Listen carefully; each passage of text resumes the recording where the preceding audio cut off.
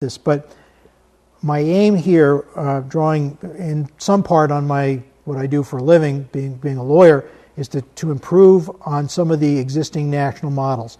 Allstate has been the pioneer on this, and you may have seen the full-page ads that they take out in the newspapers. But a teen driving contract is three things. It is an upfront discussion about the risks of teen driving.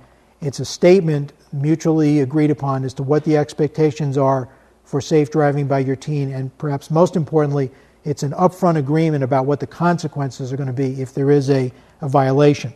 I've tried in my model to make it a little more interactive between the parent and teen, to be a little more explicit about the safety risks, particularly electronic devices, and to put to use some of the lessons like purposeful and recreational driving that I learned on the task force.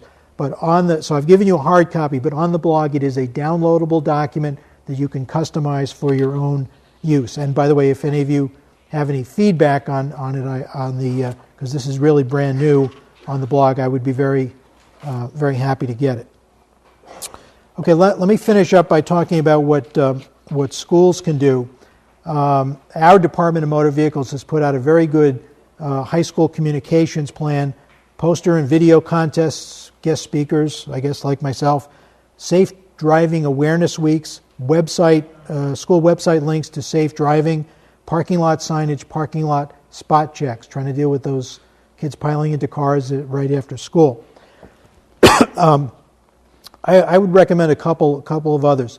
Curfew procedures. The curfew is 11 p.m. in Connecticut now, and I'm sure at Watkinson, as in many other schools, there are times when the kids are here after 11 o'clock. Well, what do you do in that situation? Well, number one is everybody involved should understand that the curfew is 11, and that when the kids leave here straight home, that is a legal requirement. They can't go to Friendly's, they can't go stop off in some other place.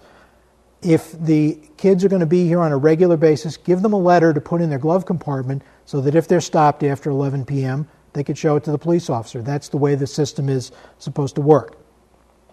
Now, the next item I've listed here is one that I am pushing hard and far and wide as much as I can, and that is a website, or a list on the school's website of which students have now had their licenses for a year and are authorized to carry passengers.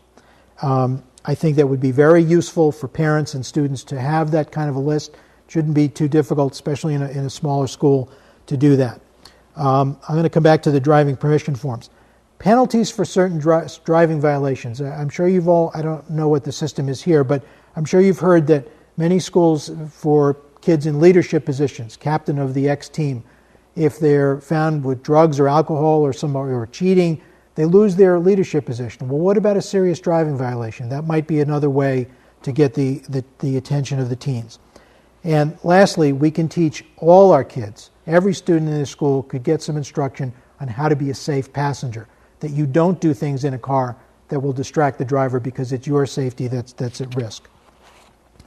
There's a parent permission form that many of the schools use that says, ask the parents to authorize that their student can drive with any other student to a school activity, and allows other students to drive to games, field trips, and school-related functions. I hope by this point in the presentation you realize that signing a blank permission for your child to get in the car with any other student unknown to you is not a good idea.